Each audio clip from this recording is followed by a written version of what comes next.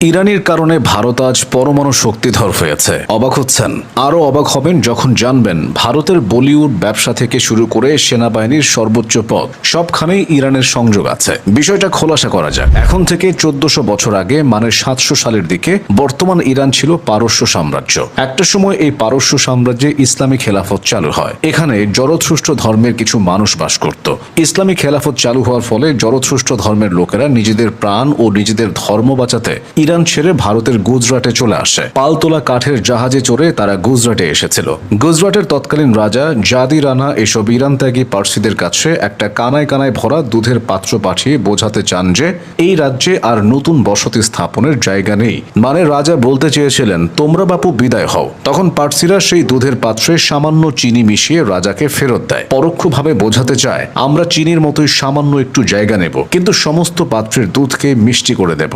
এতেই মুগ্ধ হয়ে যান রাজা জাদি রানা। তিনি পার্সিদের বসবাসের অনুমতি দেন। তারপর গুজরাট থেকে ভারতের বিভিন্ন অঞ্চলে ছড়িয়ে পড়েন পার্সিরা। নিজেদেরকে যুক্ত করেন বিভিন্ন পেশায়। যে পেশাতেই তারা নিজেদেরকে যুক্ত করেছেন সেখানেই সাফল্যের সর্বোচ্চ জায়গায় পৌঁছেছেন। ভারতে আগমনের পরবর্তী কয়েক শত বছর পার্সিরা চাষাবাদ আর ছোটখাটো ব্যবসা করেই কাটিয়ে দেয়। তবে পার্সিরা ছিল জাত ব্যবসায়ী। তাদের ব্যবসায়িক চিন্তা ছিল সুদূর প্রসারী। মুঘল আমলে তারা ব্যবসায় বেশ এগিয়ে আসেন। ব্রিটিশ আমলে তা প্রবলভাবে বৃদ্ধি লাভ করে। ব্রিটিশ শাসনামলে সৃষ্টি হওয়া নতুন নতুন কোম্পানির জন্য স্থানীয় লোকের দরকার পড়ে। পার্সিরা এই অভাব পূরণ করেন। ব্যবসার পাশাপাশি শিক্ষা ক্ষেত্রেও এগিয়ে আসে পার্সিরা। পার্সি তরুণেরা ব্রিটিশ সরকার পরিচালিত স্কুলগুলোতে পড়াশোনার সুযোগ পায়। ব্রিটিশ স্কুলে পড়ার সুবাদে পার্সি তরুণেরা ব্রিটিশ সংস্কৃতির সাথে নিজেদের খাপ খাইয়ে নিতে থাকে। পার্সিরা এর দীর্ঘমেয়াদী সুফলও পায়। উপমহাদেশের অন্যান্য জাতিগুলোকে ব্রিটিশরা অনেকটা অবজ্ঞা আর অবহেলার দৃষ্টিতে দেখত ও তাদের সম্পর্কে নিচু ধারণা পোষণ করত। তবে ব্রিটিশরা পার্সিদের ভিন্ন নজরে দেখত,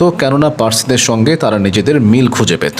আর এই মিল তৈরি হয় ব্রিটিশ স্কুলে যাওয়া পার্সি তরুণদের কারণে। 1800 সালের দিকে চীন এবং ভারতের মধ্যে জলপথে বাণিজ্য শুরু হলে জাহাজ নির্মাণে পারদর্শিতা ও তীক্ষ্ণ ব্যবসায়িক বুদ্ধিকে কাজে লাগিয়ে পার্সিরা এই বাণিজ্যে দ্রুত সাফল্য লাভ করে। ভারতের সামরিক বাহিনীতেও পার্সিদের অবদান উল্লেখ করার মতো। সেই ব্রিটিশ আমল থেকে সামরিক বাহিনীতে গুরুত্বপূর্ণ সব পদে সততা ও নিষ্ঠার সাথে দায়িত্ব পালন করে আসছে পার্সিরা। ভারতীয় সেনাবাহিনীর প্রথম ফিল্ড মার্শাল একজন পার্সি। তিনি আর কেউ নন, শ্যাম মানেকাস।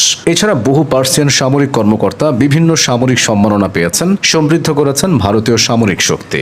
ইন্ডাস্ট্রিয়ালিস্ট জামশেদজি টাটাকে কে না চেনে? তিনিও একজন পার্সিয়ান। মানে তিনি না থাকলে টাটা গ্রুপই থাকতো না। বলিউড অভিনেতা বমন ইরানিকে 3 ইডিয়টস সহ বহু সিনেমায় তো দেখেন। তিনিও পার্সি সম্প্রদায়ের মানুষ। ভারত আজ পরমাণু শক্তি পেয়েছে হোমি ভাবা নামে এই ব্যক্তির কারণে। তিনিও একজন পার্সিয়ান। এভাবেই হাজার বছর পেরিয়ে পার্সি সম্প্রদায় এখনো সগৌরবে মাথা তুলে দাঁড়িয়ে আছে স্বাধীন ভারতে।